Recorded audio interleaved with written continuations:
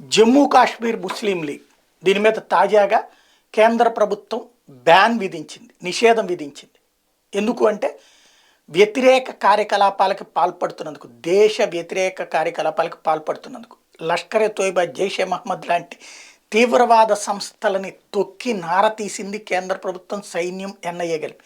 దీంతో వాళ్ళకి అక్కడ అవకాశాలు లేకుండా పోయినాయి. ఇప్పుడు కొత్త ఎత్తుగడ ఏంటంటే రాజకీయ పార్టీల ముసుగులో ఉన్మాద కార్యకలాపాలకి ప్రోత్సహించడం, యువతని తప్పుదోవ పట్టించడం.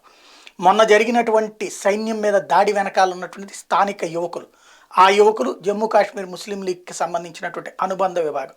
అంటే నేరుగా ఇదివరకు తీవ్రవాద సంస్థలు చైతన్యపరిచేయి వాళ్ళకు అనుకూలంగా మలుచుకుని వాటిని కట్టడి చేసేటప్పుడు ఇప్పుడు కొత్తగా పుట్టుకొచ్చినటువంటి రాజకీయ పార్టీ ముసుగులోని వేర్పాటువాద సంస్థ కూడా కాదు, తీవ్రవాద సంస్థ ఇది.